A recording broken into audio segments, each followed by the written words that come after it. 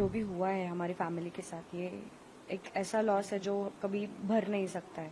मेरे फादर को, मेरे अंकल को, हम लोगों के सामने उन पे फायरिंग हुआ and they were shot dead in one go. उनके जैसे अच्छे लोगों के साथ ऐसा होता है। मतलब हम लोग सुनते हैं ना कि अच्छे लोगों के साथ हमेशा बुरा होता है, वो हमने देखा अपने खुद की आंखों से। तो मैं चाहती हूँ कि गवर्नमेंट मेरे लिए मेरा घर चलाने का कुछ मेरा इंतजाम करे, और दूसरी बात तो मेरी बेटी को जॉब दिलाए। एक्चुअली ये जो भी हुआ है हमारी फैमिली के साथ, ये एक ऐसा लॉस है जो कभी भर नहीं सकता है। मेरे फादर को, मेरे अंकल को, हम लोगों के सामने उन पे फायरिंग हुआ and they were shot dead in one go.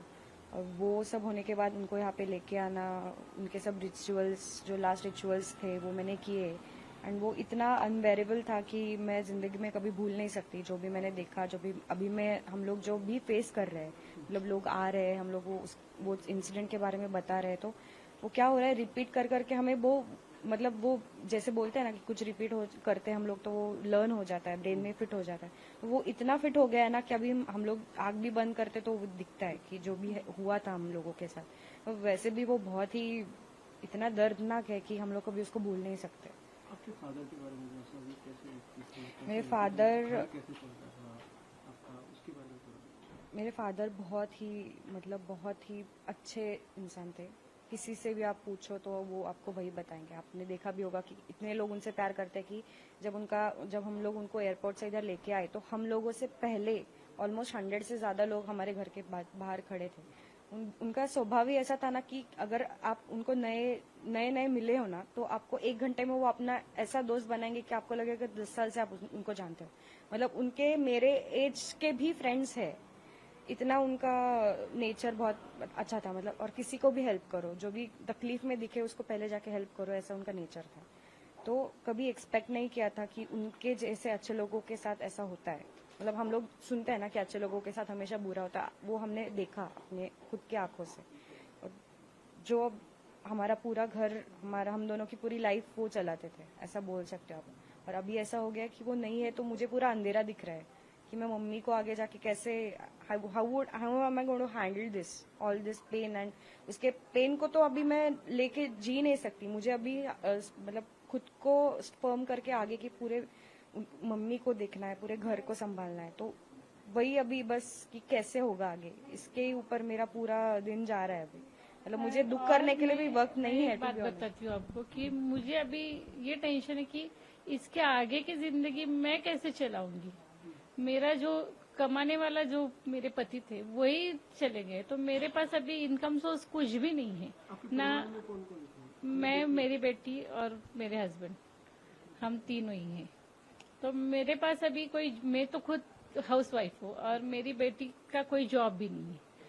तो वो छोटे मोटे काम इंटीरियर के करते थे तो उसी में हमारा चल जाता था, पर अभी वो ही नहीं है।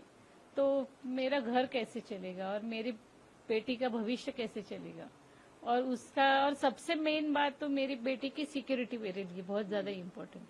तो मैं चाहती हूँ कि गवर्नमेंट मेरे लिए मेरा घर चलाने का कुछ मेरा इंतजाम करे, और दूसरी बात तो मेरी बेटी को जॉब दिलाए, ताकि उसकी जिंदगी, अभी मैं तो उसको जॉब ढूंढने जा नहीं सकती हूँ, और ये अभी खुद इतनी कैपेबल नहीं है कि तुरंत तुरंत कुछ कर ले, क्योंकि हमारा पूरा एकदम से रुक ही गया ना।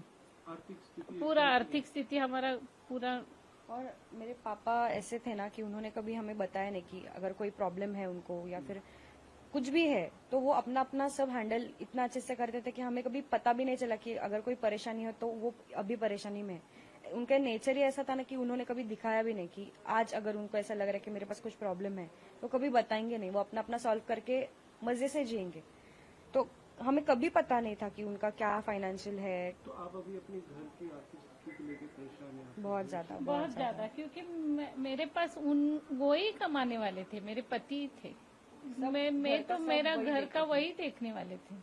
पर अब क्या अपेक्षा है आपकी सरकार? मेरा अपेक्षा है कि अभी जब तक इसको जब तक जॉब नहीं लगा देते गवर्नमेंट, तब तक वो मेरा घर चलाए। कुछ कंपनसेशन कुछ तो मुझे देना चाहिए ना। और दूसरी बात, इसको जॉब लगाए, और इसका सिक्योरिटी मेरे लिए बहुत इम्पोर्टेंट आपकी है। बच्ची ने हमने देखा कि एकदम बेटे बेटे की तरह एक बेटा मैं चाहती, मुझे आज कोई गम नहीं है कि मुझे बेटा नहीं है, क्योंकि ये बेटे से बढ़कर उसने अपने पापा और वो जो उनके फ्रेंड थे उनको वहां से अकेले फेस करके सफर करके उनको यहाँ पे लाया है। तो वो एक बेटे की तरह लड़ी है वहां पर और उनको लेके आई है। तो मैं चाहती हूँ कि उसके लिए सरकार ने, वो अपनी ही बेटी है ऐसा समझकर उसका जॉब और मेरा घर चलाने का कुछ तो बंदोबस्त करना ही चाहिए।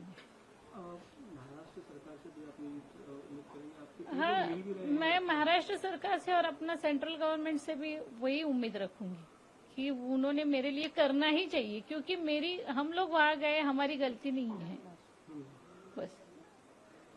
तो उनकी तरफ से मैं यानी कि उनको रिक्वेस्ट करती हूँ कि वो प्लीज हमारी तरफ देखे और हमारा कुछ तो हमारे लिए कुछ तो करे। असल में एक आखिरी सवाल आपसे, घर की परिस्थिति कैसी है, आपकी परिस्थिति कैसी है? आपके पिता ही सब देखिए, हम लोग कोई रिच नहीं है, हम लोग middle class, normal middle class लोग हैं। जो पापा कमाते थे उस पर हमारा सब घर चलता था, और अभी वो नहीं है तो पूरा इनकम सोर्स आप ऐसे बोल सकते हो कि अभी पूरा जीरो से हमें स्टार्ट करना है, क्योंकि हमें उनका कुछ पता भी नहीं है। क्या इसके अलावा मैं और क्या बता सकती हूँ आपको? और पूरी वही था जो भी जिंदगी था, हमें निकालनी है, ऐसा नहीं कि एक दो एक दो दिन साल की का बात या है फिर कि एक दो साल एक का महीने कुछ की नहीं। बात है। पूरी लाइफ है।